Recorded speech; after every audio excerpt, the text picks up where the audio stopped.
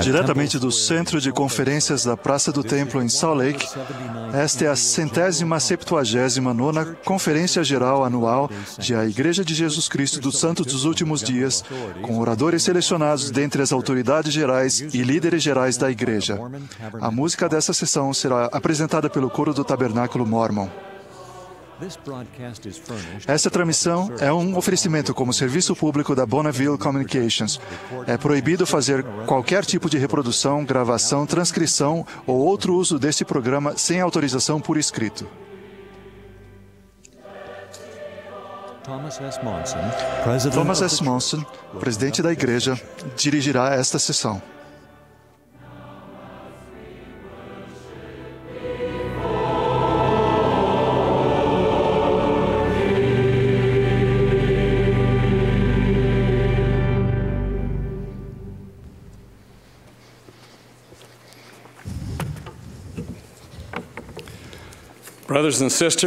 Irmãos e irmãs, sejam bem-vindos esta manhã à quarta sessão da 170ª Conferência Geral Anual de A Igreja de Jesus Cristo dos Santos dos Últimos Dias.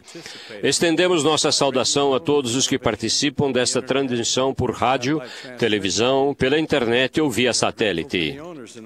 Somos gratos aos proprietários e operadoras das instalações que transmitem esta conferência. A música para esta sessão será apresentada pelo Coro do Tabernáculo, sob a regência de Mac Wilberg, tendo Clay Christiansen e Richard Elliott ao órgão. O coro abriu esta sessão cantando Louvai a Deus e nos brindará agora com Ó Doce Grata Oração. A oração de abertura será então oferecida pelo Elder Darrell H. Garn, dos 70. O coro.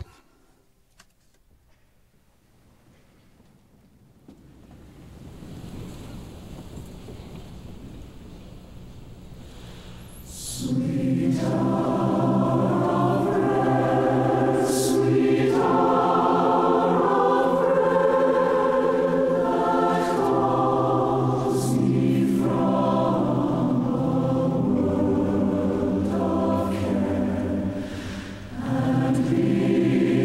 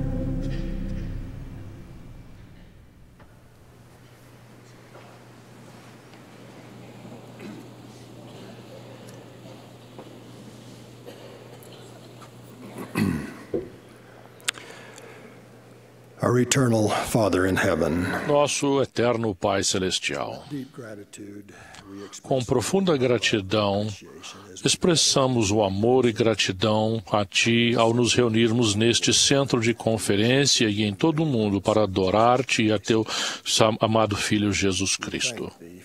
Agradecemos-Te pelo grande plano eterno de salvação e de felicidade que foi elaborado por Jesus Cristo.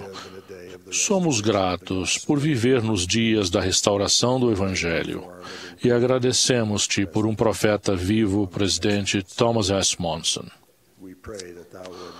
Oramos para que Tu o abençoes, assim como a seus conselheiros e o quórum dos 12 apóstolos e todos os que participarão nesta conferência geral. Expressamos gratidão pelos nossos missionários e rogamos que os abençoe para que tenham bem-estar em toda parte do mundo, onde pregarem o Evangelho a cada nação. Oramos agora, Pai, para que prestemos atenção, para que, como pessoas individualmente, consigamos entender e viver os princípios do Evangelho que nos forem ensinados neste dia. Oramos em nome de Jesus Cristo. Amém.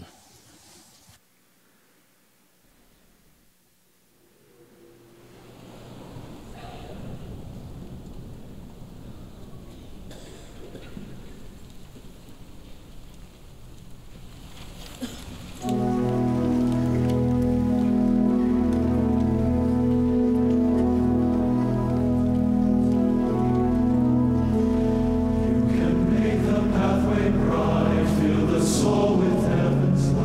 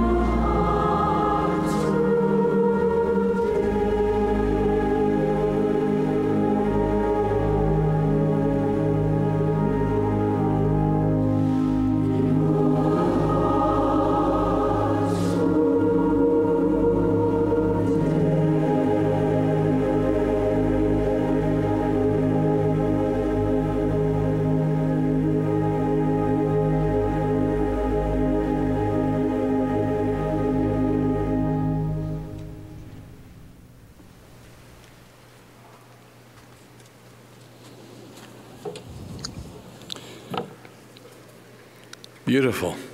Lindo. O coro cantou Deixa a Luz do Sol Entrar. Teremos agora o prazer de ouvir o presidente Dieter F. Uchtdorf, segundo conselheiro na primeira presidência.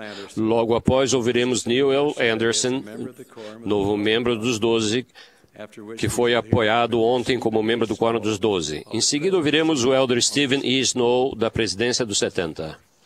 President Uchtdorf.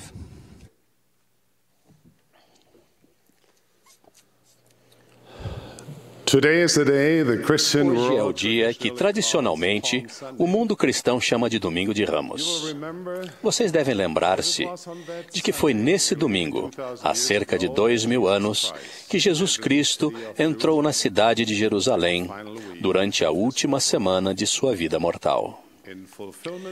Em cumprimento da antiga profecia de Zacarias, ele veio montado em um jumentinho. E, ao fazê-lo, uma grande multidão saiu para saudar o Mestre e cobriu o caminho diante dele com folhas de palmeiras, ramos de árvores e até mesmo com as próprias vestes. Quando ele se aproximou, eles proclamaram: Bendito o Rei que vem em nome do Senhor. E também, Hosana ao Filho de Davi. Talvez os discípulos pensassem que essa era a ocasião em que as coisas mudariam. O momento em que o mundo judeu reconheceria Jesus, finalmente, como o Messias há tanto tempo esperado. Mas o Salvador compreendia que muitos daqueles brados de louvor e aclamação seriam temporários. Sabia que logo subiria ao Monte das Oliveiras e lá, sozinho no Getsemane, tomaria sobre si os pecados do mundo. É apropriado que durante esta semana, do Domingo de Ramos, à manhã da Páscoa, dirijamos nossos pensamentos a Jesus Cristo, a fonte da luz, da vida e do amor. As multidões de Jerusalém podem tê-lo visto como um grande rei que os livraria da opressão política. Mas, na realidade, ele nos deu muito mais do que isso. Ele nos deu seu Evangelho, uma pérola de valor inestimável, a grande chave do conhecimento que, uma vez compreendida e usada, libera uma vida de felicidade, paz e realização. O Evangelho representa as boas novas de Cristo. É a revelação de que o Filho de Deus veio à Terra, viveu uma existência perfeita, expiou nossos pecados e conquistou a morte. É o caminho da salvação, o caminho da esperança e alegria, e a garantia de que Deus tem um plano de redenção e felicidade para seus filhos. O Evangelho é o caminho do discipulado. Ao trilharmos esse caminho, poderemos experimentar a confiança e a alegria, mesmo durante os tempos de perigo, tristeza e incerteza. Vivemos numa época em que muitos se preocupam com seu sustento, preocupam-se com o futuro e duvidam de sua capacidade de enfrentar os desafios com que se deparam. Muitos passaram por infortúnios e tristezas pessoais. Eles anseiam por um significado e propósito na vida.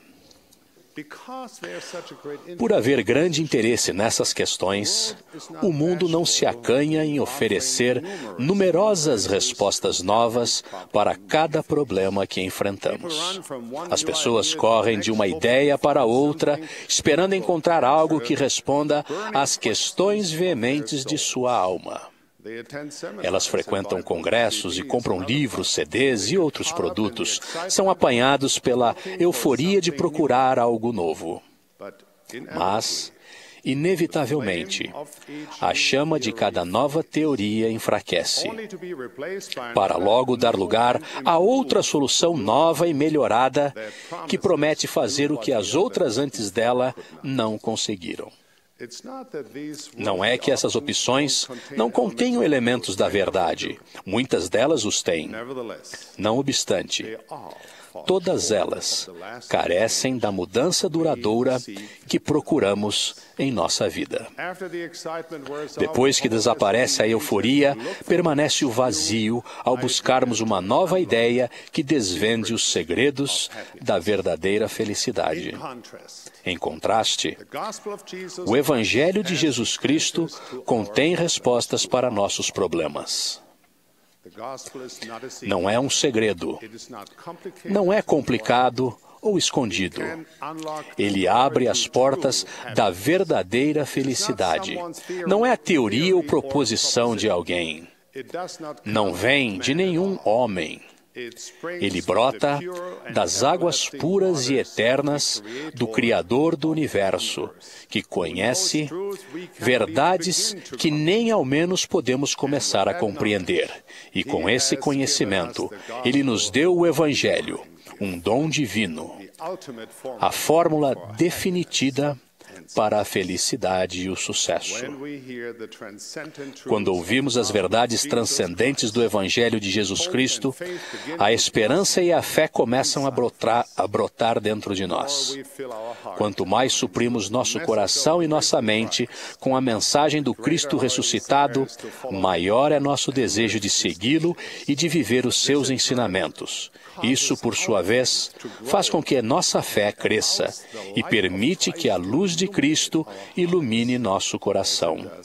Quando isso acontece, reconhecemos as imperfeições de nossa vida e desejamos ser purificados do deprimente fardo do pecado. Ansiamos pela libertação do pecado, e isso nos inspira a nos arrependermos. A fé e o arrependimento levam às águas purificadoras do batismo, onde fazemos o convênio de tomar sobre nós o nome de Cristo e andarmos em suas veredas.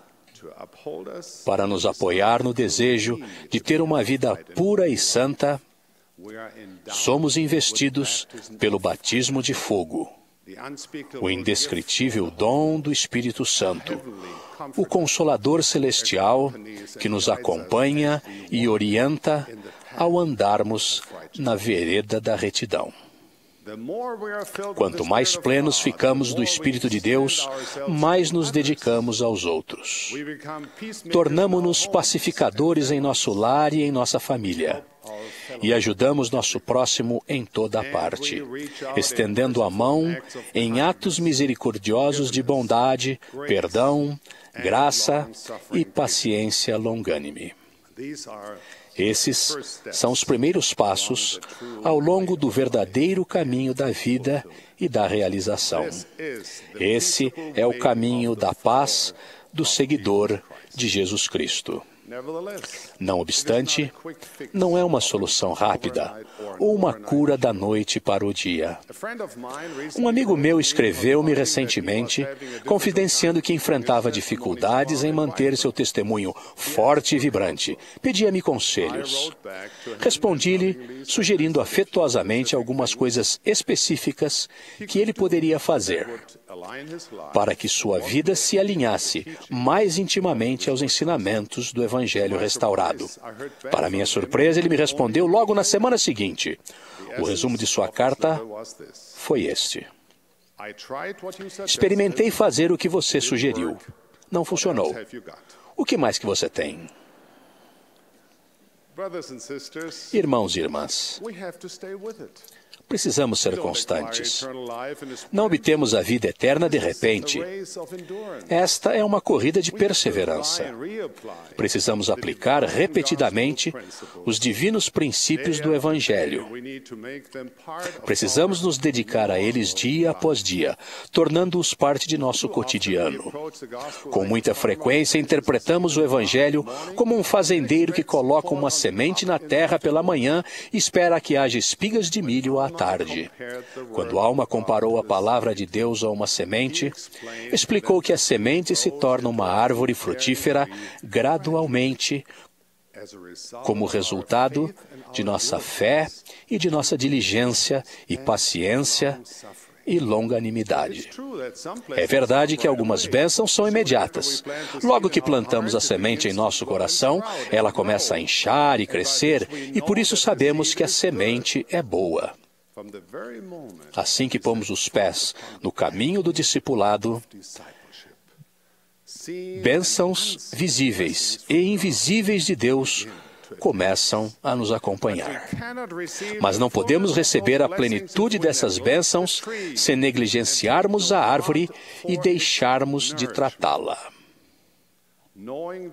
Saber que a semente é boa não é suficiente. Precisamos tratar dela com muito cuidado para que crie raiz.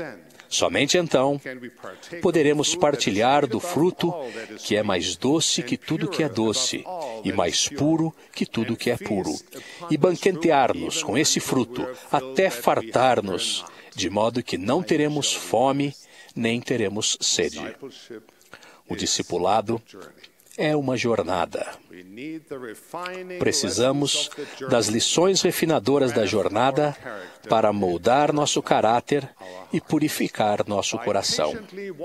Andando pacientemente no caminho do discipulado, demonstramos a nós mesmos a medida de nossa fé e nossa disposição de aceitar a vontade de Deus em vez da nossa. Não é suficiente meramente falar de Jesus Cristo ou proclamar que somos seus discípulos. Não é suficiente nos rodearmos de símbolos da nossa religião. O discipulado não é um esporte para espectadores. Não podemos esperar receber as bênçãos da fé ficando inativos na arquibancada. Do mesmo modo que não recebemos os benefícios da saúde sentados no sofá assistindo a eventos esportivos na televisão e dando conselhos aos atletas. No entanto, para alguns, é preferível um discipulado de espectador, ainda que não seja a melhor forma de adoração. Nossa religião é de ação, não de observação. Não podemos receber as bênçãos do Evangelho simplesmente observando o bem que outras pessoas fazem. Precisamos sair da arquibancada e praticar o que pregamos. O primeiro passo no caminho do discipulado começa, para a sorte nossa, no exato lugar onde nos encontramos. Não precisamos nos qualificar previamente para dar esse primeiro passo. Não importa se somos ricos ou pobres. Não é obrigatório sermos educados, eloquentes ou intelectuais.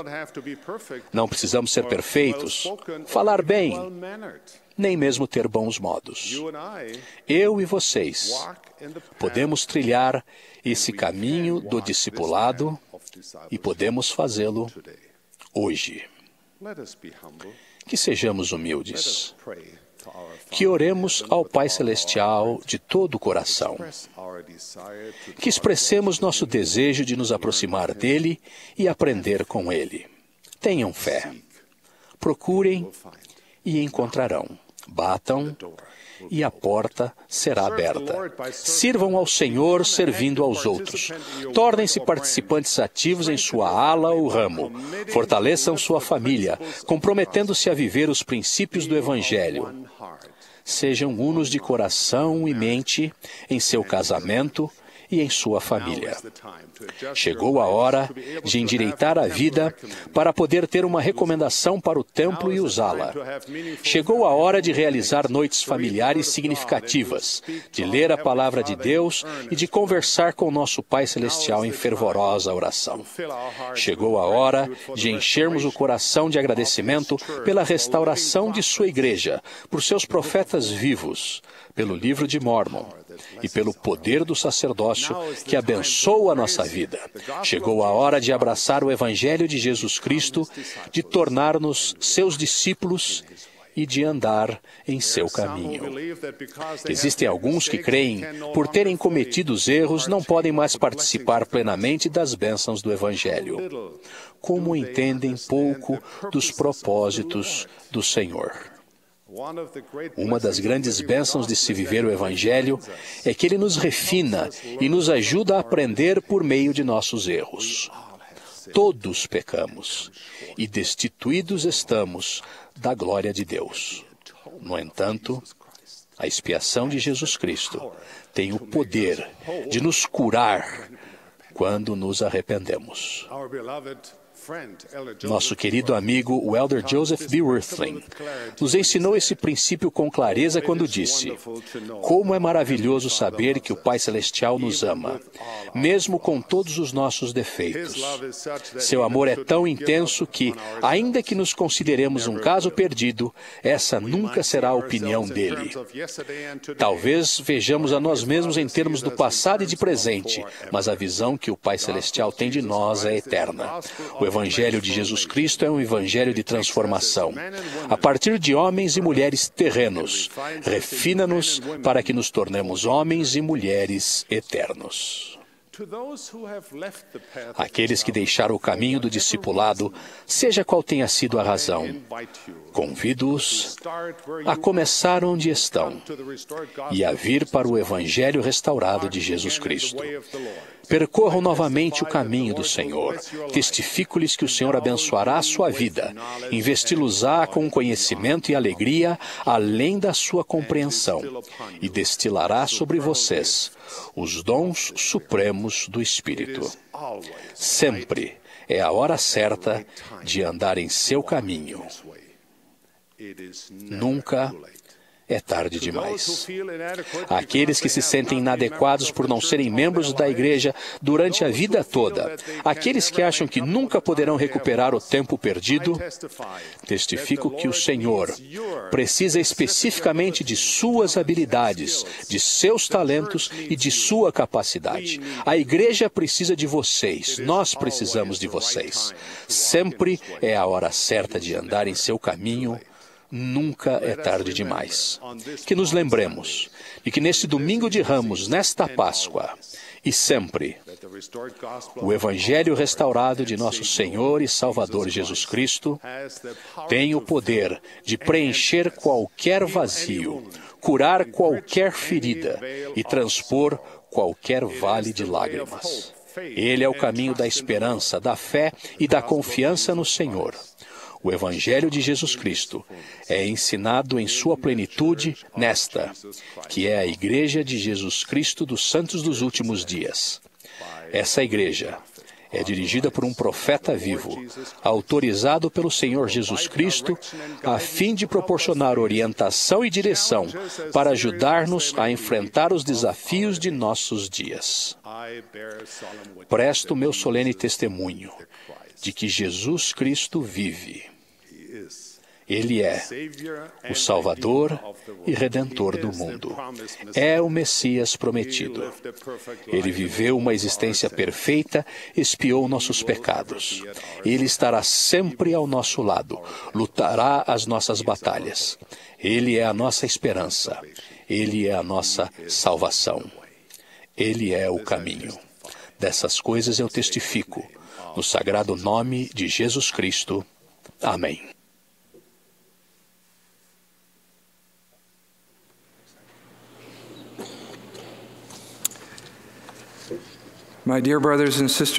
Meus queridos irmãos e irmãs do mundo inteiro, meus joelhos tremem e me sinto abalado. Expresso o meu amor por vocês e agradeço profundamente por seu voto de apoio. Em muitíssimos aspectos, sinto-me inadequado e humilde.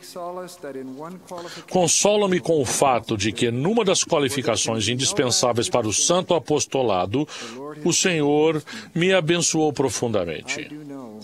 Sei, com perfeita e segura clareza, pelo poder do Espírito Santo, que Jesus é o Cristo, o Filho amado de Deus. Não há homem mais amoroso do que o presidente Thomas S. Monson. Ele é caloroso como o sol do meio-dia. Mas, quando ele me fez este sagrado chamado, podem imaginar a seriedade que senti quando os olhos do profeta de Deus penetraram profundamente os recônditos de minha alma? Felizmente, vocês podem também imaginar o amor que senti proveniente do Senhor e de seu profeta quando o presidente Monson envolveu-me em seus grandes e amorosos braços. Eu amo o presidente Monson. Para os que me conhecem, se fui menos do que deveria ser em sua presença, peço seu perdão e paciência. Preciso imensamente de sua fé e oração em meu favor. Sei que não sou o que preciso me tornar. Oro para que eu seja submisso e receptivo à instrução e correção do Senhor.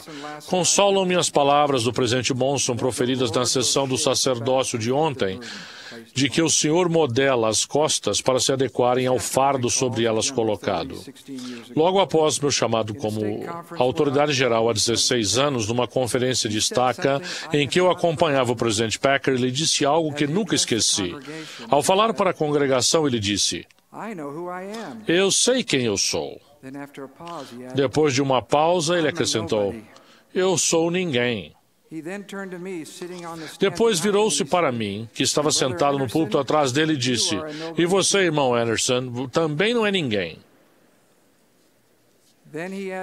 Em seguida, acrescentou estas palavras: "Se você se esquecer disso, o Senhor vai lembrá-lo disso imediatamente e não vai ser nada agradável." Expresso profunda gratidão a vocês, membros fiéis da Igreja. Quando eu era um jovem missionário na França, meu testemunho cresceu ao testemunhar os membros oferecendo sua plena devoção ao Evangelho de Jesus Cristo. Nos últimos 20 anos, moramos 10 anos fora dos Estados Unidos, cumprindo encargos da Igreja. Em terras e línguas diferentes da minha, vi o poder de Deus agindo na vida de vocês. Quão maravilhosos vocês são, a grande família dos que acreditam no Evangelho restaurado de Jesus Cristo. O Senhor me abençoou de modo que jamais conseguirei retribuir. Permitiu que eu me casasse com um de seus anjos aqui na terra. Minha esposa Kathy é minha luz e meu exemplo, uma preciosa filha de Deus, cheia de pureza e inocência. Eu não seria nada sem ela. Durante grande parte da minha vida, tenho procurado me tornar o que ela achava que eu já era. Há 20 anos, quando nossos filhos eram pequenos, nossa família foi chamada para servir uma missão na França. Com esse e outros chamados que se seguiram, eles tiveram de se mudar de cidade em cidade, de continente em continente, numa idade em que ansiavam por estabilidade. O Senhor agora os abençoou ricamente com maravilhosos cônjuges e seus próprios filhos especiais. Quero agradecer a eles por suas boas qualidades e pelo sacrifício que fizeram por mim. Também sou grato a meus fiéis pais, minha mãe está aqui hoje, e a todos os que muito fizeram por mim durante toda a minha vida. Expresso o meu profundo respeito pelos meus colegas dos 70. Amo-os como se fossem meus irmãos. Nossos elos de amizade, que não são só para esta vida, vão acompanhar-nos até além do véu. Durante 16 anos, os membros da primeira presidência e dos 12 foram meu exemplo e mestres. Aprendi com sua integridade e retidão. Nesses muitos anos, nunca observei nenhum momento de raiva incontida, nenhum desejo de obter vantagens pessoais ou ganhos materiais. Nunca vi nenhuma disputa por influência ou poder. Em vez disso, vi sua lealdade e preocupação com a esposa e os filhos. Senti seu amor e seguro testemunho de nosso Pai Celestial e seu Filho. Observei sua incansável disposição de buscar primeiro edificar o reino de Deus. Vi o poder de Deus repousar sobre eles e magnificá-los e sustê-los. Testemunhei o cumprimento de sua voz profética. Vi os enfermos serem levantados e nações serem abençoados por sua autoridade, e estive com eles em momentos por demais sagrados para serem relatados. Testifico que eles são os ungidos do Senhor. Oro para que meu espírito seja como o do Elder Joseph B. Wirthlin, cujo falecimento resultou neste chamado, um espírito despojado de qualquer desejo por atenção pessoal, disposto a ir a qualquer lugar e fazer qualquer coisa que os profetas do Senhor quiserem que eu faça, aplicando toda a minha consagração no empenho de prestar testemunho do Salvador e edificar o reino de Deus até meu último alento. Vivemos numa época que foi longamente aguardada na história do mundo. As Escrituras falam de coisas que o Senhor ordenou e preparou antes da fundação do mundo. As revelações falam de uma grande reunião que acontecerá. Isaías profetizou que a casa do Senhor seria estabelecida no cume das montanhas e que a voz do Senhor sairia dali para o mundo inteiro. Daniel declarou que seria como uma pedra cortada da montanha, sem ajuda de mãos. Pedro falou da restituição de todas as coisas. Nefe viu que os que seriam da igreja do Cordeiro não seriam muitos, mas estariam em todas as terras e nações. Vivemos nos dias da obra maravilhosa e um assombro do Senhor. Fomos abençoados com a oportunidade de levar o Evangelho à nossa família e posteridade e de ajudar a preparar a segunda vinda do Salvador. O Senhor descreveu o propósito da restauração como uma luz para o mundo, para ser um modelo para nós, o seu povo, e para ser um mensageiro diante de sua face e preparar o caminho diante dele. Nossa responsabilidade não é trivial. Não é por acaso que estamos onde estamos. O cumprimento dos nossos convênios nestes dias decisivos será um símbolo de honra por toda a eternidade. Tive o privilégio de ver a mão do Senhor agindo no mundo inteiro. Enquanto honramos os pioneiros que atravessaram as planícies até o Vale do Lago Salgado, há muitos outros pioneiros vivos atualmente. Eles não empurram carrinhos de mão, mas são exatamente o mesmo em muitos aspectos.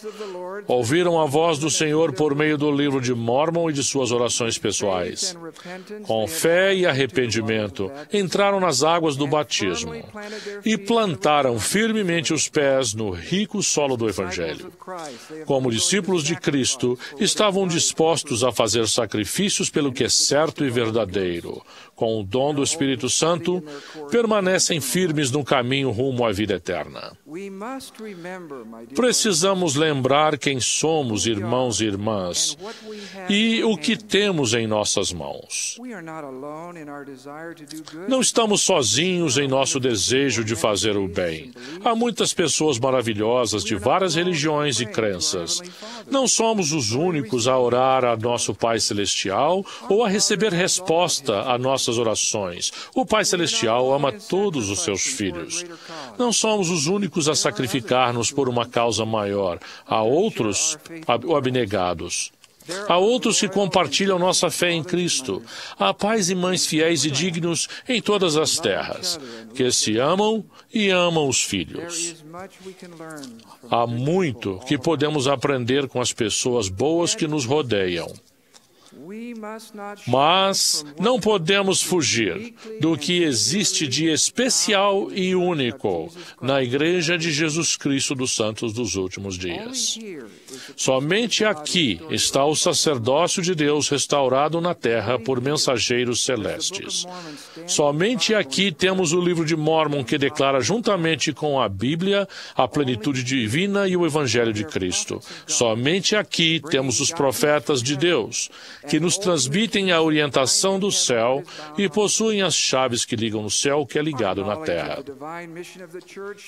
Nosso conhecimento da missão divina da Igreja não deve suscitar sentimentos de superioridade ou arrogância, mas deve fazer-nos cair de joelhos e implorar a ajuda do Senhor para podermos ser o que devemos ser. Mas com humildade. Não devemos ser tímidos em lembrar as palavras do Senhor. Esta é a minha igreja, e eu a estabelecerei, e nada a destruirá. Acima de tudo, proclamamos nosso Salvador e Redentor Jesus Cristo. Tudo o que somos e tudo o que seremos, devemos a Ele. Ao contemplarmos admirados a Sua Majestade, Ele não nos pede que mantenhamos distância, mas convida-nos a chegar-nos a Ele. Eis que estou à porta e bato.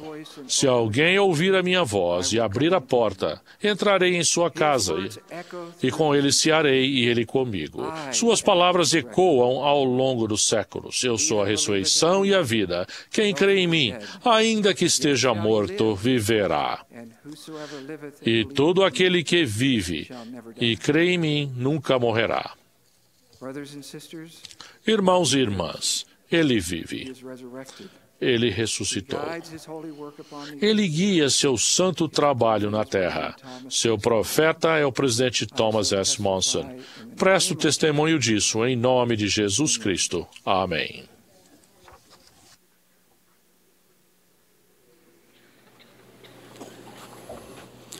Elder Anderson, we extend our love and offer prayers of Elder Anderson, support as you begin your nós responsibility. estendemos as nossas orações e nosso During the apoio very para early você. years of her life, Durante os seus primeiros anos de vida, nossa sobrinha Lachelle passava as manhãs com a avó. the two shared a special bond As duas criaram um vínculo especial por causa dessas horas que passavam juntas. Lachelle logo fez 5 anos e estava na época de começar a ir à escola. Em sua última manhã juntas, a vovó Squire leu uma história para a neta, sentada com ela numa grande cadeira de balanço. Nós nos divertimos muito juntas, Lachelle, disse ela. Agora está na hora de você ir para a escola. Eu te amo tanto. O que vou fazer sem você? Com uma sabedoria muito além de seus 5 anos, Lachelle ergueu os grandes olhos castanhos para a avó. Vovó, disse ela, eu também te amo, mas está na hora de eu tocar a minha vida. Esse é um bom conselho e serve para todos nós. Também precisamos tocar a vida.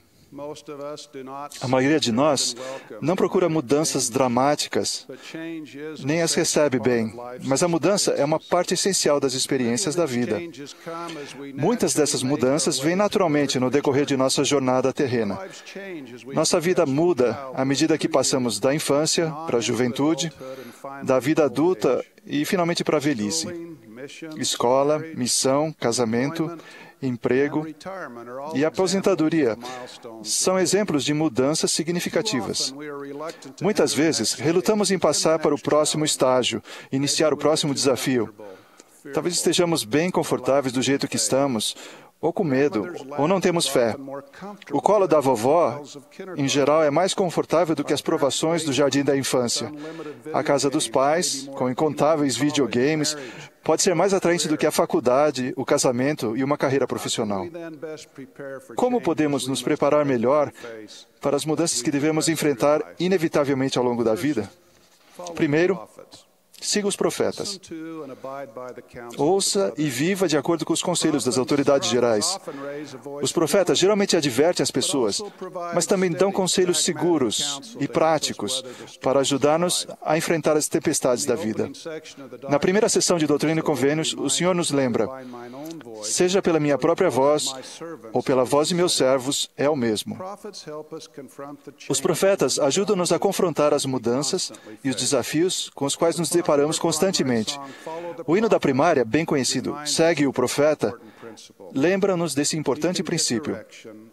Mas podemos ter segura orientação se aos profetas de hoje dermos atenção. Segundo, mantenha uma perspectiva eterna. Entenda que a mudança e os desafios fazem parte do plano de Deus. Foi designado que esta existência mortal seria um período de testes ou um tempo para ver se farão todas as coisas que o Senhor seu Deus lhes ordenar. A fim de testar o uso do arbítrio que Deus nos deu, nós, mortais, passamos por uma série de mudanças, desafios, provações e tentações no decorrer da vida. Somente assim somos devidamente testados. Em 2 Nefe, lemos: porque é necessário que haja uma oposição em todas as coisas. Se não fosse assim, não haveria retidão, nem iniquidade, nem santidade, nem miséria, nem bem, nem mal. Os desafios e as mudanças da vida dão-nos oportunidades de crescer e exercitar nosso arbítrio ao tomar decisões corretas. Terceiro, tenha fé. O presidente Gordon B. Hinckley incentivou os membros da igreja a seguir em frente com fé. Ao nos confrontarmos todos os dias com um mundo repleto de pessimismo, dúvida, medo e até pavor, podem entrar furtivamente em nosso coração. O presidente Thomas S. Monson aconselhou-nos dizendo que a fé e a dúvida não podem coexistir na mesma mente, porque uma repele a outra. Em Moroni lemos que sem fé não pode haver qualquer esperança. Temos que exercer fé para enfrentar os desafios e as mudanças de vida. É assim que aprendemos e progredimos. Quarto, tenha bom ânimo. Muitos de nossos irmãos no mundo estão enfrentando desafios econômicos, bem como de desafios de outra natureza. Nessas horas, é fácil sentir desânimo e carência. Naqueles anos difíceis do começo da igreja, o Senhor aconselhou os santos a serem felizes. Tende bom ânimo, filhinhos, pois eu estou no vosso meio e não vos desampararei. Em seu último discurso na Conferência Geral, há 6 meses, o elder Joseph B. Whitling ensinou como lidar com a adversidade.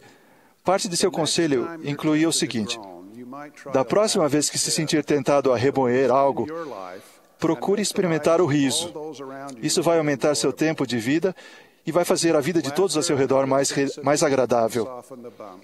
O riso e um bom senso de humor podem diminuir os solavancos da jornada da vida. Seria ótimo se pudéssemos prever todas as mudanças que porventura ocorressem. Algumas mudanças nós vemos chegar. Certamente todos os rapazes da igreja são ensinados a preparar-se para uma missão de tempo integral, uma missão marcante na vida. Todos os jovens adultos solteiros e dignos compreendem a importância de escolher um cônjuge e ser selados no templo sagrado. Sabemos que essas mudanças vão ocorrer e podemos planejar-nos para elas. Mas o que dizer das mudanças que nos assaltam sem aviso prévio? Parece que sobre essas mudanças não temos nenhum controle. Períodos de baixa econômica, desemprego, doenças debilitantes, ou acidentes, divórcio e morte são exemplos de mudanças que não esperamos, não prevemos e nem recebemos bem. Como lidamos com esses reveses inesperados na jornada da vida? A resposta é a mesma: dando ouvidos aos profetas, mantendo uma perspectiva eterna, tendo fé e bom ânimo. Podemos enfrentar os desafios inesperados e tocar a nossa vida. A vida dos pioneiros serve de excelente exemplo de como devemos aceitar as mudanças e superar os desafios e dificuldades. Robert Gardner Jr. foi batizado na igreja em janeiro de 1845, num lago congelado em uma região remota do leste do Canadá. Homem de fé e trabalhador, partiu com a família para Nauvoo e, após muita tribulação, chegou ao Vale do Lago Salgado em outubro de 1847. Depois de entrar no vale, acamparam num lugar chamado Old Fort, situado a alguns quarteirões deste centro de conferências. Em sua história escrita de próprio punho, ele registrou: descarreguei os bois, sentei no meu varão do carroção quebrado e disse que não conseguiria viajar mais um dia sequer. Começando do zero, Robert deu início a uma nova vida para si mesmo e sua família. Os primeiros anos foram difíceis, mas as coisas foram melhorando gradualmente, enquanto ele e o irmão Archibald faziam moinhos em Mill Creek e no Rio Jordan. Alguns anos mais tarde, a situação se inverteu. A água que alimentava seu moinho foi desviada, deixando o ribeirão que ele usava. Robert fez uma tentativa infrutífera de abrir um canal de 10 quilômetros. Vou ler novamente seu diário. O canal continuou se rompendo até que vimos que não daria certo. Isto fez com que eu perdesse toda a minha colheita e meu moinho não girava. Meu armazenamento acabou e eu estava completamente sem dinheiro. Como se esse teste não fosse o bastante, os registros seguintes em seu diário contam que ele foi chamado para uma missão no Canadá. Alguns meses depois, Robert deixou a família e partiu com um grupo de missionários, viajando de carrinho de mão, barco a vapor e trem para chegar ao campo de trabalho. Ele terminou sua missão, voltou para a família e, com muito trabalho e diligência, estabeleceu-se novamente e começou a prosperar. Alguns anos depois, o irmão Gardner estava se divertindo com alguns irmãos em sua fazenda em Mill Creek, no Vale do Lago Salgado. Alguém comentou: "Fico feliz em vê-lo tão bem recuperado depois de ter perdido tudo. Você está quase tão bem financeiramente quanto estava antes de perder sua propriedade e ir para a missão." A história de Robert registra: "Minha resposta foi: sim, eu já estive bem financeiramente e perdi tudo. E estou com um pouco de medo de receber outro chamado missionário." De fato, poucas horas mais tarde, alguns vizinhos que tinham estado numa reunião em Salt Lake City apareceram em casa e disseram que meu nome estava entre os que tinham sido chamados para uma missão no sul para iniciar um novo assentamento e plantar algodão. Devíamos partir imediatamente. Ele registrou o seguinte: "Eu olhei, cuspi no chão, tirei o chapéu, cocei a cabeça, pensei e disse: tudo bem." Robert Gardner sabia o que era lidar com mudanças na vida. Ele seguiu o conselho das autoridades gerais, aceitando chamados para servir quando não era conveniente para ele. Tinha um grande amor pelo Senhor e demonstrou uma fé firme e inabalável, com surpreendente bom humor e dignidade. Robert Gardner Jr. acabou tornando-se um dos principais colonizadores do sul de Utah. Ele e um número incontável de pioneiros dão-nos inspiração para seguir em frente e confrontar sem medo os muitos desafios e mudanças que surgem em nossa vida. Enquanto vamos em frente, tocando a vida, sejamos obedientes, fiéis e alegres. É minha oração. Em nome de Jesus Cristo. Amém.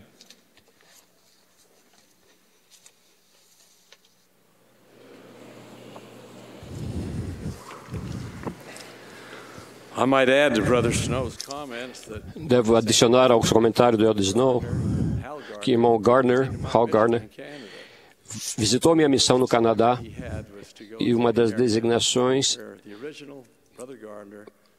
foi mostrar onde ele havia iniciado o seu tempo como membro da igreja. E ele também serviu como presidente de missão lá. O coro e a congregação cantarão agora, cantando Louvamos. Ao término, teremos o prazer de ouvir a irmã Barbara Thompson, segunda conselheira da Presidência Geral da Sociedade do Socorro. Após suas palavras, o elder Jeffrey R. Holland, do Quórum dos 12 Apóstolos, falará para nós.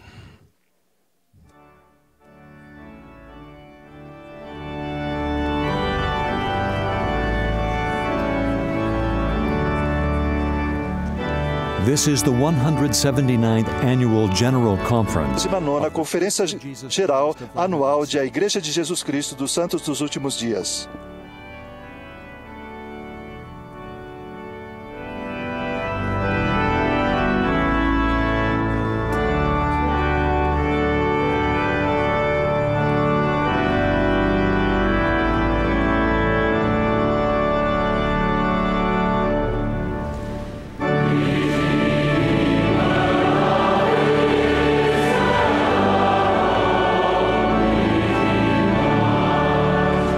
Oh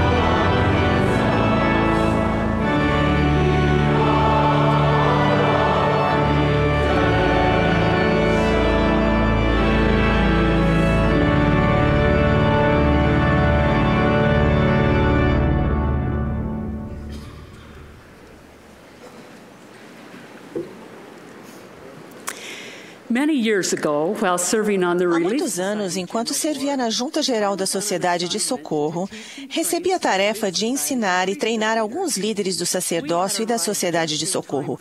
Chegamos em cima da hora para o início da reunião, depois de termos passado a manhã ensinando em outra cidade. Fui a primeira oradora, logo após o hino e a oração. O hino de abertura anunciado foi "O fim se aproxima".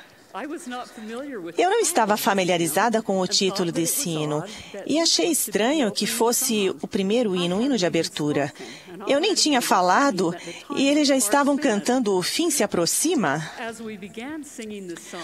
Quando começamos a cantar o hino, percebi logo que se referia ao pouco tempo que resta para proclamarmos a mensagem do Evangelho e levarmos almas a Cristo. Fiquei lembrando as palavras da quarta estrofe a noite toda e muitas vezes depois dessa ocasião. O hino diz: "Nas provas da vida, guiai-vos à frente. Jesus é o farol, Satanás perderá. Pois Cristo não nega amparo clemente. Se fordes fiéis, Ele vos salvará. Se fordes fiéis, Ele vos salvará." A mensagem dessa estrofe é: não importa o que aconteça na vida, Jesus Cristo tem o poder de nos salvar. Com seu sacrifício divino, Ele proveu-nos o meio de ganharmos a vida eterna. Verdadeiramente, sua obra é levar a efeito a imortalidade e vida eterna do homem. Ele tem pedido nosso auxílio para que ajudemos uns aos outros a fazer o que nos levará à vida eterna. Na reunião geral da Sociedade de Socorro em setembro passado, a irmã Beck delineou 3 coisas para nos ajudar em nossa meta de alcançar a vida eterna. São elas: aumentar a fé e a retidão pessoal, fortalecer o lar e a família, servir ao Senhor e a seus filhos. Isso também significa buscar os pobres e necessitados e socorrê-los. Sabemos que Satanás nos tentará e nos provará ao procurarmos fazer essas 3 coisas, mas o Senhor prometeu que nos fortalecerá. Ele nos ajudará. Na infância, meus pais me ensinaram que o Pai Celestial e Jesus Cristo me amam. Ensinaram-me que sou uma filha de Deus. Não me lembro de uma época em que não sabia disso. Ensinaram-me que Jesus Cristo é o nosso Salvador e que apenas por meio dele podemos ser salvos. Também me ensinaram que para minha fé aumentar, preciso orar todos os dias. Na verdade, eu precisava orar sempre.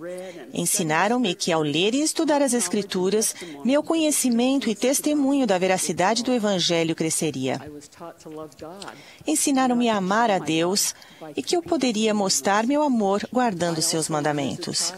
Na infância, também aprendi sobre a importância do templo. Na juventude, aprendi que fazer convênios sagrados no templo e guardá-los me faria permanecer no caminho para a vida eterna. É exatamente isso que cada um de nós deve fazer para aumentar a fé e a retidão pessoal. É responsabilidade e bênção de cada um de nós fortalecer nossa família e nosso lar. Cada um de nós tem uma condição familiar diferente. Algumas famílias têm o pai, a mãe e os filhos em casa. Alguns casais não têm mais os filhos em casa. Muitos membros da igreja são solteiros e alguns são pais ou mães solteiros. Outros são viúvos ou viúvas que moram sozinhos.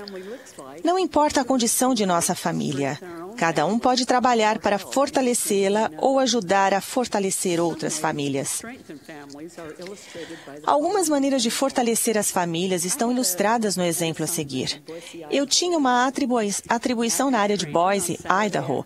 Depois do treinamento, na tarde de sábado, fiquei na casa de minha sobrinha. Naquela noite, antes dos filhos irem para a cama, tivemos uma pequena noite familiar e uma história das Escrituras. O pai falou a respeito da família de Leí e de como ele ensinou os filhos que deveriam agarrar-se à barra de ferro, que significava a palavra de Deus. Agarrar-se à barra de ferro os manteria seguros e os levaria à alegria e felicidade. Caso se soltassem da barra de ferro, haveria o perigo de afogarem-se no rio de água suja. Para demonstrar isso aos filhos, a mãe representou a barra de ferro a qual deviam agarrar-se. E o pai fez o papel do diabo, tentando puxar puxá-los para longe da segurança e da felicidade. Os filhos amaram a história e aprenderam quão importante é manter-se agarrado à barra de ferro. Depois da história da Escritura, foi a vez da oração familiar. A mãe lembrou aos filhos que deveriam orar pelo bispo, que estava com um sério problema nos olhos. A pequena Brooklyn, de 3 anos, ofereceu oração naquela noite. Ela agradeceu ao Pai Celestial pelas bênçãos da família e pediu-lhe: abençoe o bispo, porque os olhos dele estão quebrados. Na manhã seguinte, fomos à reunião sacramental e nos sentamos. Brooklyn e sua irmã de 5 anos, Kennedy, olharam para o púlpito e viram o bispo sentado. As meninas apontaram para o bispo e disseram à mãe com agitação: olha lá o bispo, mamãe. Então as meninas trocaram um olhar que parecia dizer: nós oramos pelo bispo. E agora ele está melhor. Elas oraram com fé, sabendo que o Pai Celestial ouviria sua humilde oração. As Escrituras, a noite familiar e a oração familiar fortalecerão as famílias. Precisamos aproveitar cada oportunidade para fortalecer as famílias e apoiar-nos uns aos outros para permanecermos no caminho certo. Durante toda a sua vida mortal, o Salvador ensinou que devemos cuidar uns dos outros e nos ajudar mutuamente. Ele curou o doente, fez o coxo andar, restaurou a visão do cego e abriu os ouvidos do surdo. Ele ensinou o Evangelho às pessoas. Ele as abençoou e realizou muitos milagres poderosos.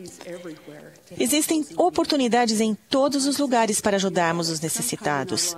Digo-lhes que em alguma época em nossa vida, cada um será pobre de certa maneira e precisará da ajuda de outra pessoa. Pois não somos todos mendigos? O presidente Spencer W. Kimball disse: Deus realmente nos observa e nos protege, mas é geralmente por meio de outra pessoa que Ele atende às nossas necessidades. Portanto, é de vital importância que sirvamos uns aos outros. No verão passado, quando eu estava longe de casa, um vendaval e uma tempestade violenta assolaram minha região. Uma árvore gigantesca caiu do jardim do meu vizinho, tomou conta de todo o meu quintal e danificou a rede elétrica. A árvore precisava ser removida antes que pudessem fazer os reparos e restaurar a energia elétrica na minha casa. Logo pela manhã, telefonei para meu irmão. Ele estava procurando algum equipamento para vir tão logo fosse possível. Também telefonei para meu bispo. Em poucos minutos, o bispo, os mestres familiares, o antigo presidente da estaca e 10 homens da minha ala estavam lá com suas serras. Eles trabalharam rapidamente. Minhas professoras visitantes trouxeram-me o jantar à noite. Muitos outros homens do grupo do sumo sacerdote, do quórum de eldres e da vizinhança vieram nas noites seguintes para ajudar minha família a limpar a bagunça. Eu tinha uma necessidade naquela ocasião. Eu precisava da ajuda de outros. Meu desânimo transformou-se em alegria e gratidão. Senti-me amada e protegida. Essas pessoas foram rápidas em reconhecer alguém que passava por necessidade. Elas viveram seu testemunho e demonstraram a realidade de seus convênios. Na sede da igreja, frequentemente recebemos notas de agradecimento de pessoas que não são membros da igreja que foram socorridas por vocês depois de uma enchente, um furacão, um terremoto ou outro desastre. Obrigada por estarem sempre dispostos a servir, amar e doar, e assim ser verdadeiros discípulos de Jesus Cristo. Devemos permanecer firmes em nosso propósito ao buscarmos aumentar nossa fé e retidão pessoal, fortalecer nossa família e nosso lar e servir ao Senhor e a seus filhos. Embora Satanás oponha-se a nossos esforços, testifico de Jesus Cristo e do poder de seu sacrifício expiatório, que nos capacita a fazer sua vontade e magnifica nossos esforços no processo. Em nome de Jesus Cristo. Amém.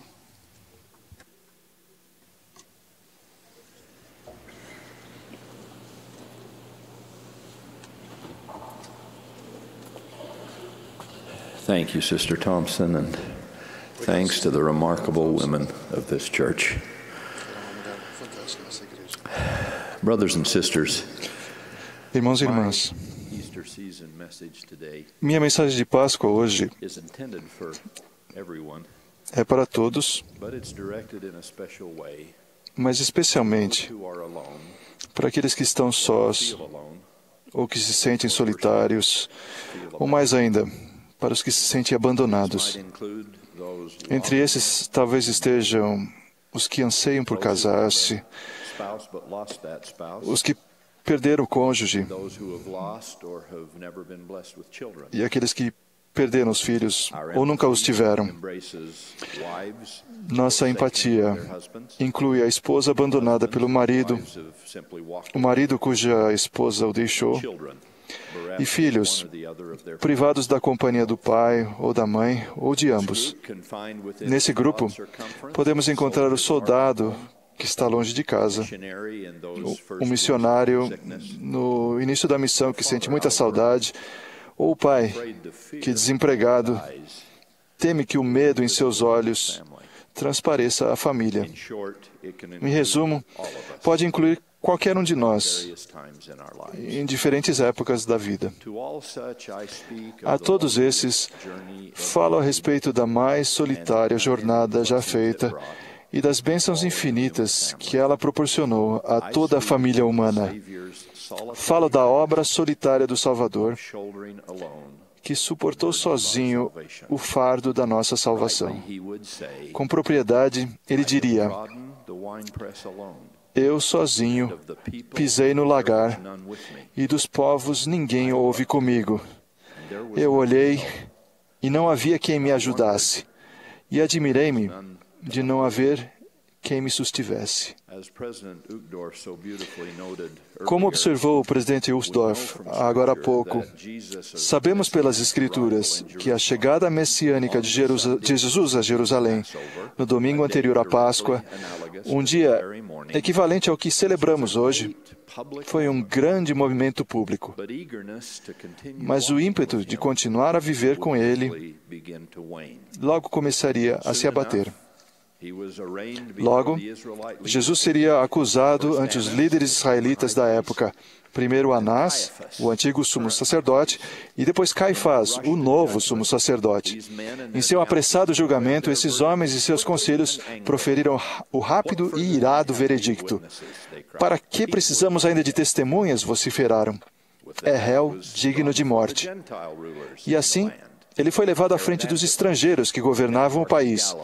Herodes Antipas, o tetrarca da Galileia, interrogou-o uma vez, e Pôncio Pilatos, governador romano da Judéia, fez isso 2 vezes, declarando na segunda à multidão: examinando na vossa presença, nenhuma culpa das de que o acusais acho neste homem. Em seguida, num ato tão inconsequente quanto ilógico, Pilatos mandou açoitar a Jesus e entregou-o para ser crucificado. As mãos de Pilatos, recém-lavadas, nunca estiveram tão manchadas e tão sujas. Essa rejeição eclesiástica e política tornou-se ainda mais pessoal quando o povaréu nas ruas também se voltou contra Jesus. Uma das ironias da história é que estava na prisão com Jesus outro prisioneiro, Barrabás, um revolucionário, um assassino. Barrabás é um nome ou título em aramaico que significa filho do pai. O espírito da Páscoa dava a Pilatos o direito de libertar um prisioneiro. E ele indagou ao povo: qual desses dois quereis vós que eu solte?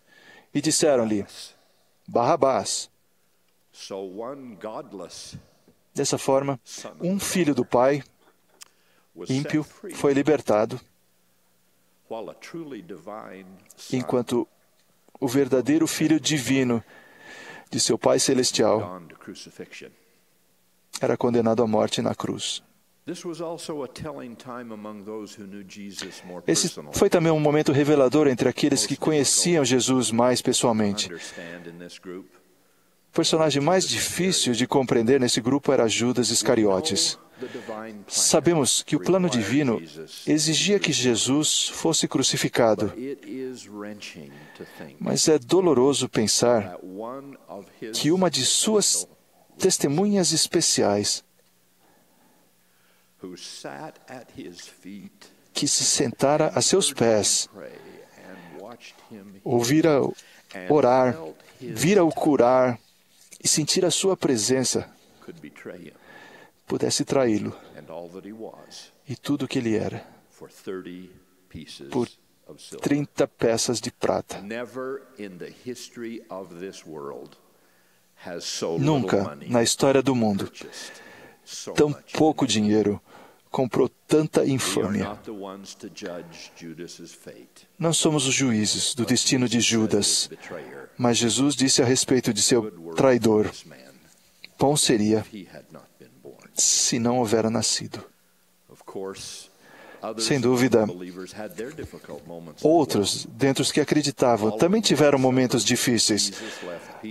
Após a última ceia, Jesus deixou Pedro, Tiago e João esperando, enquanto ele adentrava o jardim do Getsemane sozinho. Prostrado sobre o rosto em oração, cheio de tristeza até a morte, diz o registro, que seu suor exudava como grandes gotas de sangue, enquanto ele rogava ao Pai que passasse dele aquela taça esmagadora e brutal. Mas é claro, isso não podia acontecer. Ao retornar aos discípulos após essa angustiosa prece, encontrou-os dormindo, o que o levou a perguntar: então, nem uma hora pudesse velar comigo? E assim aconteceu 2 outras vezes, até que, ao retornar pela 3ª vez, ele, compassivo, disse: dormi agora, repousai.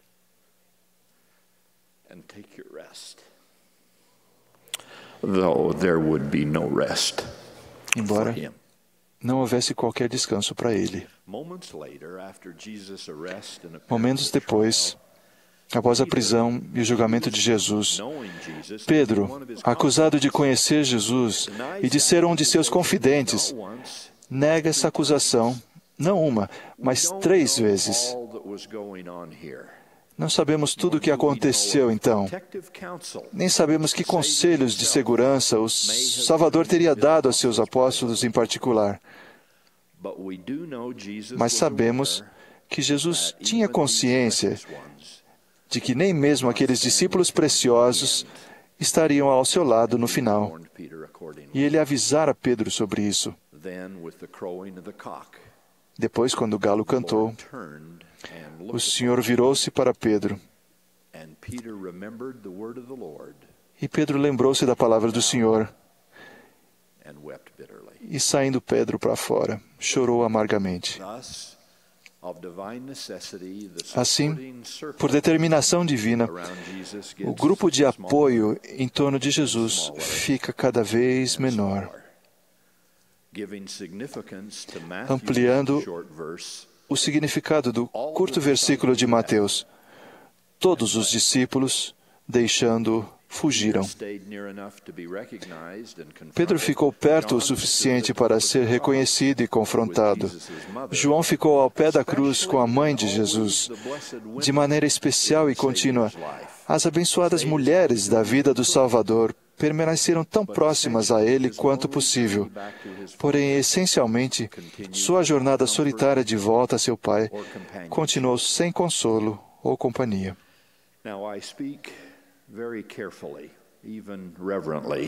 Falo agora com cautela, até com reverência, sobre aquele que pode ter sido o mais difícil momento em toda essa solitária jornada até a expiação. Falo daqueles momentos finais, para os quais Jesus deve ter sido preparado física e intelectualmente, mas que talvez ele não tenha totalmente pressentido emocional e espiritualmente.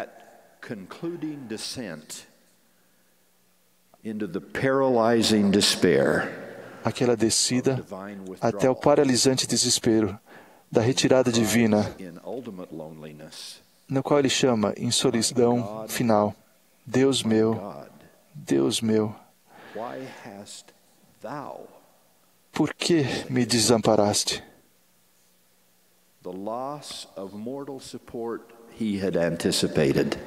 A perda do apoio mortal ele havia pressentido, mas sem dúvida não havia compreendido este. Não havia ele dito aos discípulos: eis que chega a hora e já se aproxima em que vós sereis dispersos, cada um para a sua parte, e me deixareis só. Mas não estou só, porque o Pai está comigo. O Pai não me tem deixado só, porque eu faço sempre o que lhe agrada. Com toda a convicção de minha alma, testifico que Ele agradou ao Pai perfeitamente e que o Pai perfeito não abandonou seu Filho naquela hora. De fato, é minha crença pessoal que em todo o ministério mortal de Cristo, o Pai talvez nunca estivesse mais próximo de seu Filho do que nesses agonizantes momentos finais de sofrimento. No entanto,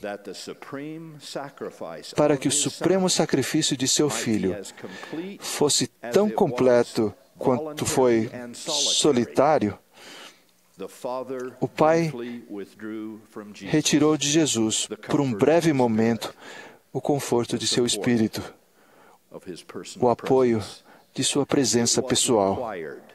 Era necessário. De fato, era primordial para o significado da expiação que esse Jesus, Filho perfeito,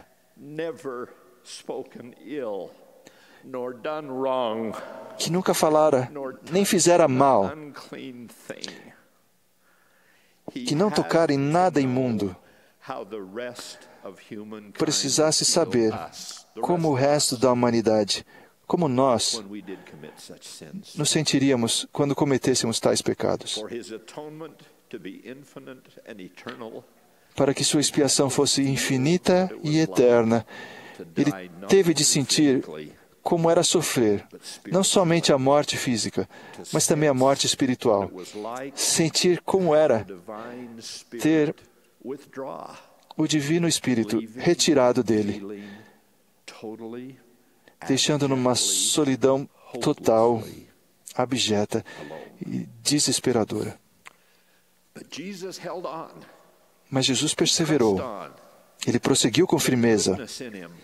A bondade existente nele permitiu que a fé triunfasse, mesmo em condições de completa agonia. A confiança pela qual viveu lhe dizia que, apesar de seus sentimentos, a compaixão divina nunca está ausente, que Deus sempre é fiel, que Ele nunca foge e nem falha.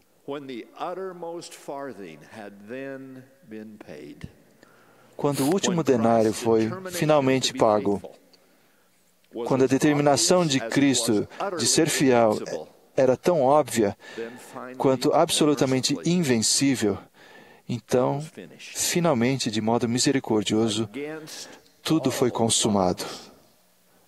Contra todas as probabilidades e sem ninguém para ajudá-lo e sustê-lo, Jesus de Nazaré, o Filho vivo do Deus vivente, restaurou a vida física, onde a morte havia dominado, e trouxe alegre redenção espiritual, para onde havia treva infernal e desespero.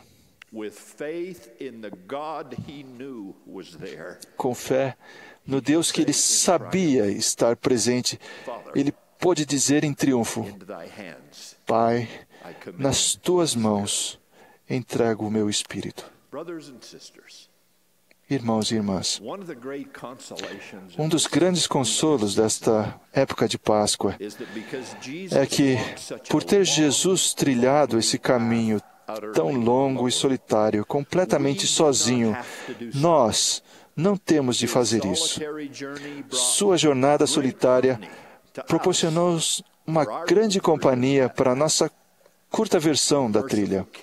O misericordioso carinho de nosso Pai Celestial, a fiel companhia de seu amado Filho, o consumado dom do Espírito Santo, anjos do céu, familiares nos dois lados do véu, profetas e apóstolos, professores, líderes e amigos, todos esses e muitos outros nos foram dados por companhia durante nossa jornada mortal, graças à expiação de Jesus Cristo e à restauração do seu Evangelho.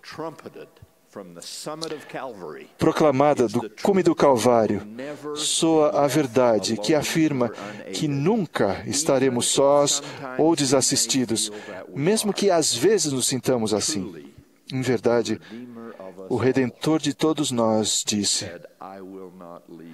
não vos deixarei órfãos. Meu Pai e eu voltaremos para vós e faremos morada em vós.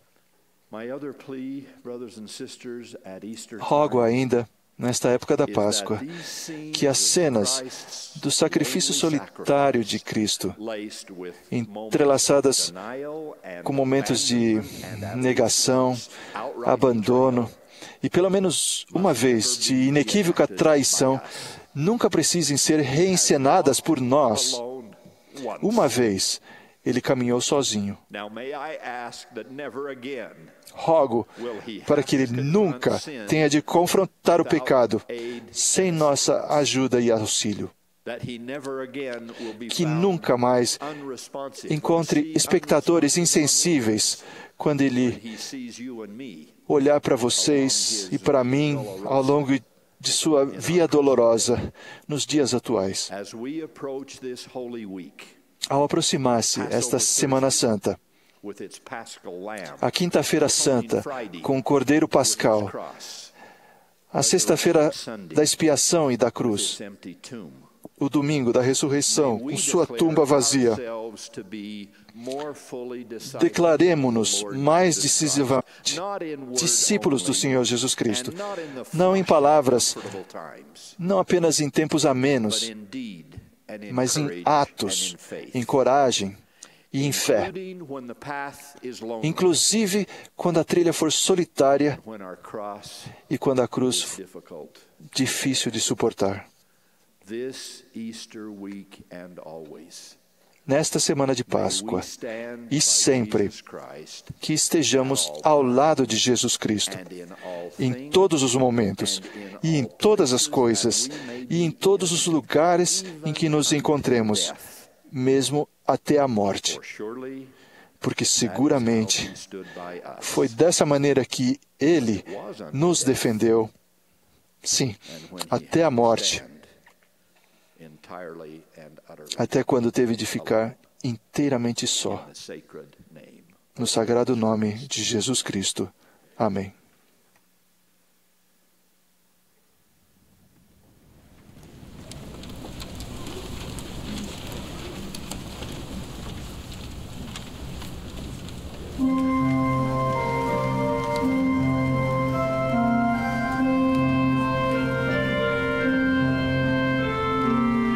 Jesus entered Jordan's waters when his work had just begun.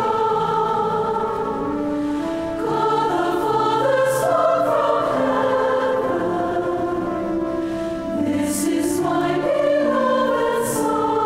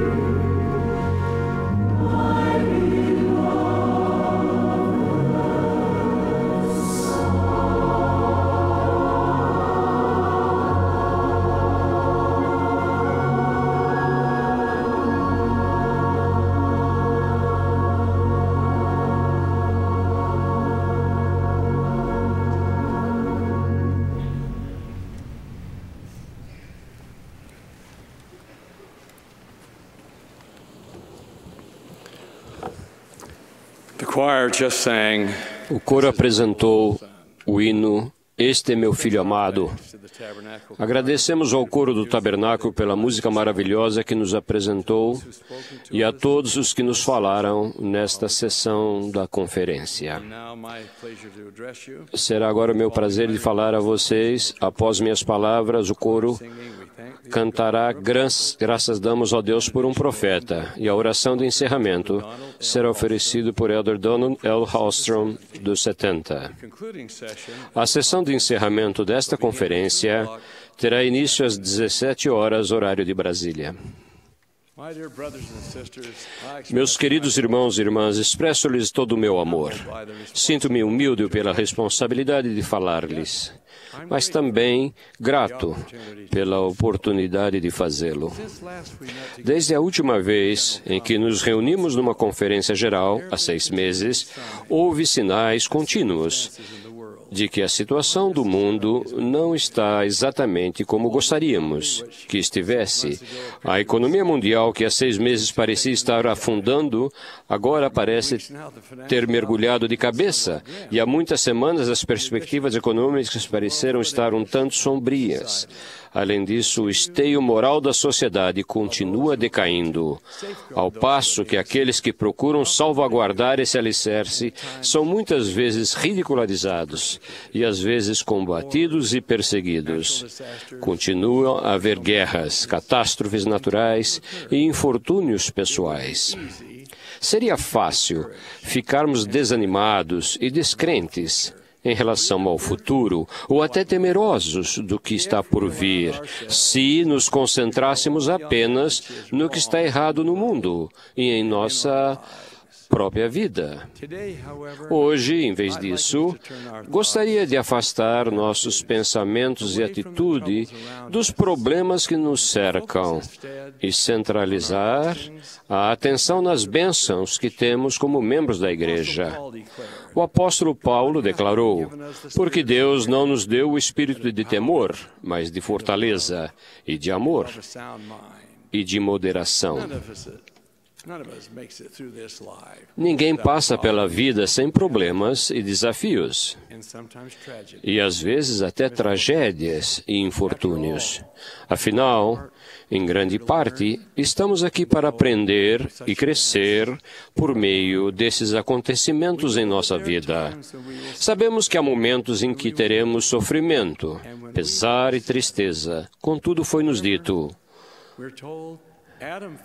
Adão caiu para que os homens existissem, e os homens existem para que tenham alegria. Como podemos ter alegria na vida a despeito de tudo que venhamos a enfrentar? Novamente, as Escrituras declaram: "Portanto, tende bom ânimo, e não temais, porque eu, o Senhor, estou convosco, e ficarei ao vosso lado." A história da Igreja, nesta dispensação da plenitude dos tempos, está repleta de experiências de pessoas que enfrentaram dificuldades, mas ainda assim permaneceram firmes e tiveram bom ânimo, centralizando a vida no Evangelho de Jesus Cristo. Essa atitude é o que vai nos ajudar a superar qualquer coisa que venhamos a enfrentar.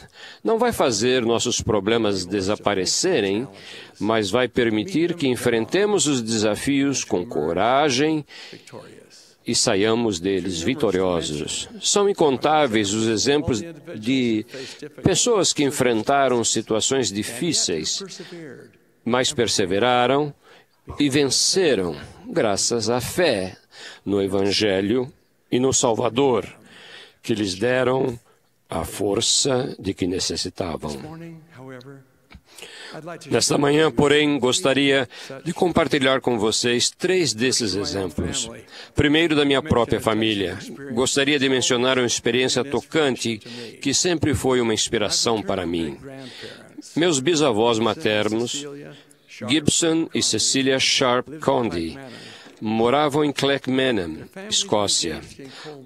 As famílias deles trabalhavam na mineração de carvão. Estavam em paz com o mundo, cercado de parentes e amigos, tendo uma casa razoavelmente confortável no país que amavam. Então, ouviram a mensagem dos missionários da Igreja de Jesus Cristo dos Santos dos Últimos Dias e foram, no fundo de sua alma, convertidos. Ouviram o chamado para que os santos reunissem em Sião e souberam que precisavam atender a esse chamado. Por volta de 1848, venderam suas propriedades e se prepararam para a perigosa viagem através do imenso Oceano Atlântico. Com 5 filhos pequenos, subiram a bordo de um navio à vela, com tudo o que possuíam neste mundo dentro de um pequeno baú. Viajaram quase 5.000 quilômetros de navio. 8 longas e cansativas semanas no mar traiçoeiro, observando e esperando, consumindo água e alimentos de má qualidade, sem contar com nenhuma ajuda fora daquele pequeno barco. No meio daquela situação angustiante, o jovem Nathaniel ficou doente. Não havia médico ou farmácia onde pudessem comprar remédios para aliviar o sofrimento. Cuidaram dele, oraram, esperaram e choraram. Ao verem seu estado de saúde piorar dia a dia, quando finalmente seus olhos se fecharam na morte, sentiram o coração dilacerado. Para aumentar sua dor, as leis do mar precisavam ser cumpridas. Envolto em uma lona, amarrado a um peso de ferro, o pequeno corpo foi lançado às águas, que foram sua sepultura. Somente aqueles puderam sentir o esmagador que lhes oprimia o coração. No entanto, com fé proveniente de sua profunda convicção da verdade e seu amor pelo Senhor, Gibson e Cecília permaneceram firmes. Foram consolados pelas palavras do Senhor. No mundo tereis aflições, mas tende bom ânimo. Eu venci o mundo. Quão grato sou por ter antepassados que tiveram fé suficiente para deixar seu lar confortável e viajar para Sião, fazendo sacrifícios que mal consigo imaginar. Agradeço a meu Pai Celestial pelo exemplo de fé, coragem e de determinação de Gibson e Cecília Sharp Conde, que deixaram para mim e para toda a sua posteridade. Apresento a seguir um homem educado e cheio de fé, que foi um epítome da paz e alegria que o Evangelho de Jesus Cristo pode proporcionar à vida de uma pessoa. Eu vejo John Grobert na audiência. Acho que ele vai se lembrar desta experiência. Certo dia, à tarde e na noite, numa ilha do Pacífico, um pequeno bote aportou em silêncio no tosco cais. 2 mulheres polinésias ajudaram Meli Mulipoa a sair do barco e o conduziram pelo caminho de terra que levava até a estrada da vila. As mulheres ficaram admiradas com as estrelas reluzentes que brilhavam no céu da meia-noite. O luar as guiava pelo caminho. No entanto, Meli Mulipola não podia apreciar as maravilhas da natureza, a lua, as estrelas, o céu, porque era cego.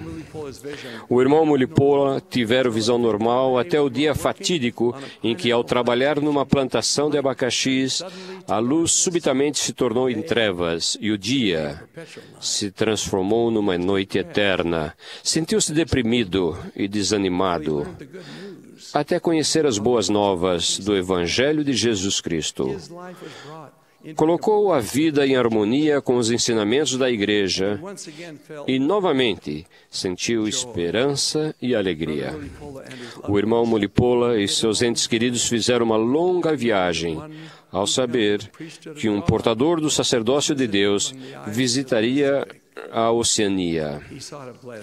Ele queria receber uma bênção, e eu tive o privilégio, juntamente com outro portador do sacerdócio de Melquisedeque, de dar-lhe essa bênção. Ao terminar, percebi que lágrimas rolavam de seus olhos sem visão, correndo pelo rosto moreno e pingando em sua roupa nativa. Ele caiu de joelhos e orou: ó Deus, Tu sabes que sou cego. Teus servos me abençoaram para que eu recuperasse a visão.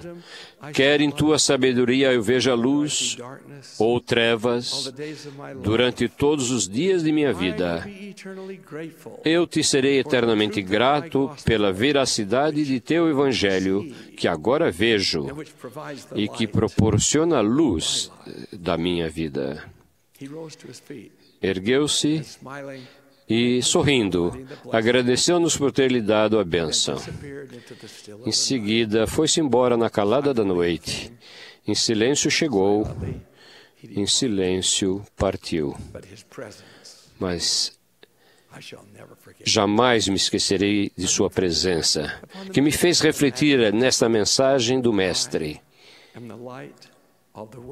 Eu sou a luz do mundo. Quem me segue não andará em trevas, mas terá a luz da vida. Meus irmãos e irmãs, todos temos essa luz na vida. Não estamos abandonados e sozinhos, por mais escuro que seja nosso caminho. Gosto imensamente dessas palavras escritas por M. Louise Haskins. Eu disse ao homem que estava junto ao portão do ano: dê-me luz, para que eu possa caminhar com segurança para o desconhecido. Mas ele respondeu: saia para o meio das trevas e pegue a mão de Deus. Isto será melhor para você do que uma luz, e mais seguro do que um caminho conhecido.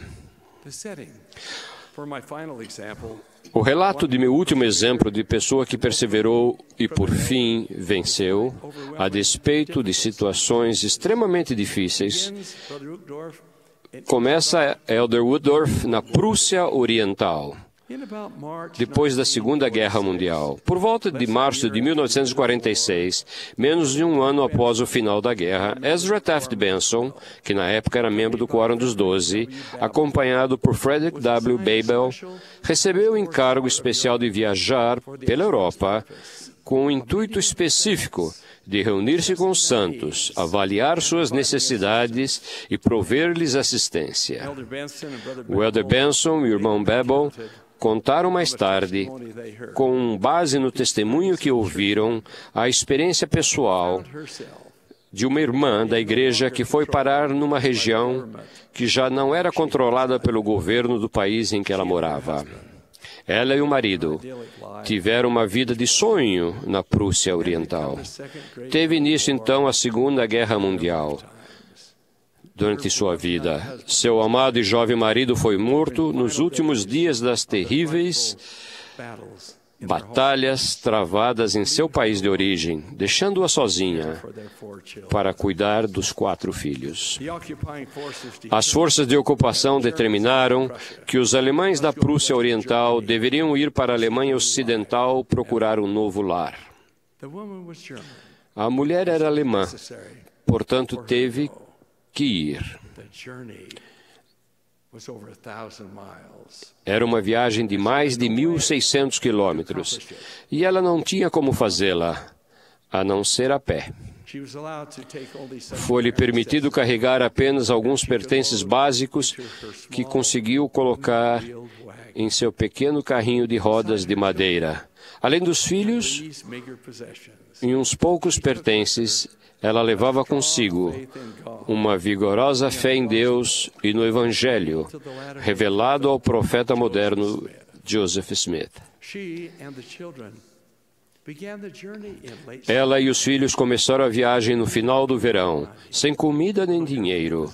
Foi obrigada a coletar seu sustento diário nos campos e nas florestas ao longo do caminho. Enfrentou constantes perigos ao deparar-se com refugiados em pânico. À medida que os dias se tornaram em semanas e semanas em meses, a temperatura caiu abaixo de zero. Cada dia, ela seguiu trôpega, andando sobre o solo congelado, com sua filha caçula, um bebê, nos braços. Seus outros 3 filhos seguiam-na com dificuldade, e o mais velho, de 7 anos, puxava o carrinho de madeira, contendo seus pertences. Tiras velhas de sacos de estopa envolviam seus pés, provendo a única proteção para eles, já que os sapatos, havia muito, tinham se desintegrado. Contavam apenas com casacos leves e poídos, que lhes cobriam as roupas leves e rotas, como única proteção contra o frio. Pouco depois começou a nevar, e os dias e as noites se tornaram um pesadelo. À noite, ela e as crianças procuravam algum tipo de abrigo, um celeiro ou um barracão, e se aninhavam uns aos outros, com pouca coberta sobre eles. E ela se esforçava constantemente para expulsar da mente o terrível temor de que pereceriam antes de chegar a seu destino. Então, certa manhã, algo inimaginável aconteceu. Ao acordar, sentiu um calafrio no coração. O corpinho da filha de 3 anos estava frio e inerte. E ela percebeu que a morte havia levado a criança. Embora estivesse arrasada com o sofrimento, sabia que precisaria pegar os outros filhos e prosseguir a viagem. Antes, porém, usou a única ferramenta, uma colher de mesa, para cavar uma sepultura no chão congelado para sua preciosa filhinha. A morte, porém, seria sua companheira constante durante toda a jornada. Seu filho de 7 anos morreu, ou de fome ou de frio, ou ambos. Novamente, sua única pá era a colher. E novamente ela cavou por várias horas para depositar carinhosamente os restos mortais dele na terra. Em seguida, seu filho de 5 anos também morreu, e novamente ela usou a colher como pá. Seu desespero era devastador. Só lhe restara sua pequena filha bebê, que estava com a saúde debilitada. Por fim, ao chegar ao fim da jornada, o bebê morreu em seus braços. Ela havia perdido a colher, por isso, hora após hora, cavou o solo congelado com suas próprias mãos por várias horas. Sua dor se tornou insuportável. Como conseguiria ajoelhar-se na neve ao lado da sepultura de sua última filha? Tinha perdido o marido e todos os filhos. Havia perdido todos os seus bens terrenos, seu lar e até seu país natal. Nesse momento de terrível angústia e total desespero, sentiu que seu coração literalmente se despedaçava. Em desespero, imaginou como daria fim à própria vida, como muitos de seus compatriotas estavam fazendo. Seria muito fácil pular de uma ponte das redondezas, pensou ela, ou jogar-se na frente de um trem. Então, quando esses pensamentos a atormentavam, algo dentro dela lhe disse: ajoelhe-se e ore. Ela ignorou o sentimento, até que não conseguiu mais resistir. Ajoelhou-se e orou mais fervorosamente do que já havia feito em toda a vida. Querido Pai Celestial, não sei mais como prosseguir. Nada me restou, a não ser minha fé em Ti. Sinto, Pai, em meio à desolação de minha alma, uma imensa gratidão pelo sacrifício expiatório de Teu Filho, Jesus Cristo. Não consigo expressar todo o amor que sinto por Ele. Sei que por Ele ter sofrido e morrido, eu viverei novamente com minha família. E sei que porque Ele ter rompido as cadeias da morte, eu verei meus filhos de novo e terei a alegria de criá-los. Embora nesse momento eu não tenha desejo de viver, eu o farei para que possa reunir-me com eles como família e retornarmos juntos à Tua presença. Quando ela finalmente chegou a seu destino em Karlsruhe, Alemanha, estava muito magra. O irmão Babel disse que o rosto dela tinha uma coloração roxo acinzentado. Os olhos estavam vermelhos e inchados e as articulações salientes. Estava, literalmente, em estado avançado de desnutrição. Numa reunião da igreja realizada pouco depois, ela prestou um glorioso testemunho, declarando de que todas as pessoas que sofriam em seu triste país, ela era uma das mais felizes, porque sabia que Deus vive, que Jesus é o Cristo, e que Ele morreu e ressuscitou para que todos possamos viver novamente. E testificou que sabia que se continuasse fiel e leal até o fim, ela se reuniria com aqueles que havia perdido e seria salva no reino celestial de Deus. Lemos nas Santas Escrituras: eis que os justos, os santos dos santos de Israel, os que tiveram acreditado nele, os que tiveram suportado as cruzes do mundo, herdarão o reino de Deus, e sua alegria será completa para sempre. Testifico a vocês que as bênçãos que nos foram prometidas são imensuráveis.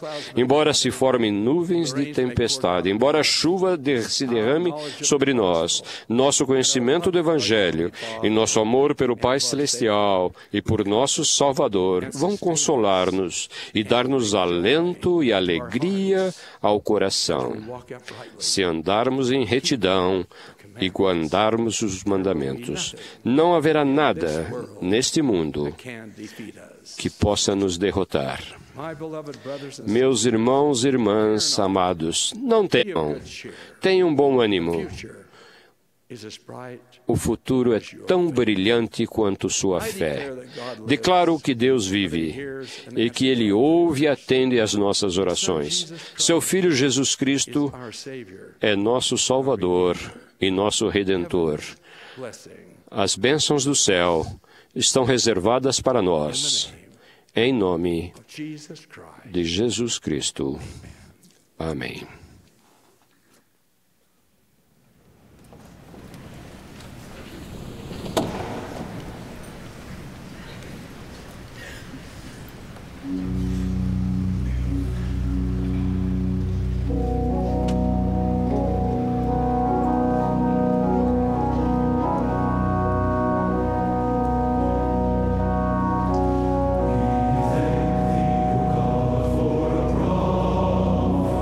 To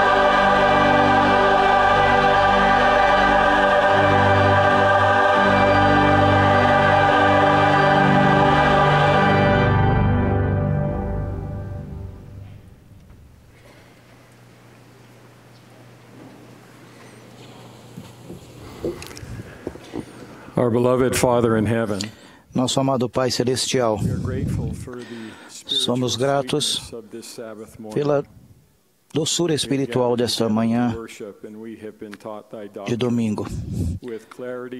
Somos gratos por termos sido ensinados sobre sua doutrina com clareza e poder.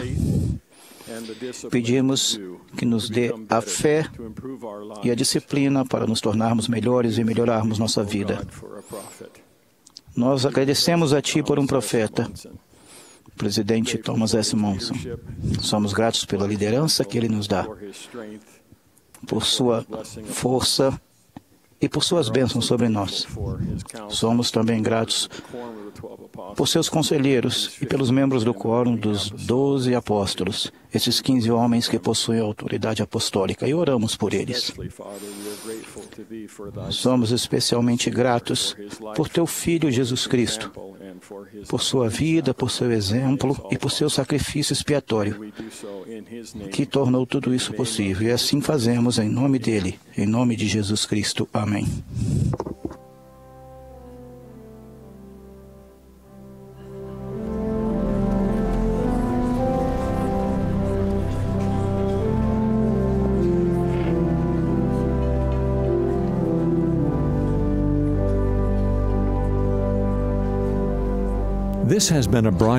Essa foi a transmissão da 179ª Conferência Geral Anual da Igreja de Jesus Cristo dos Santos dos Últimos Dias.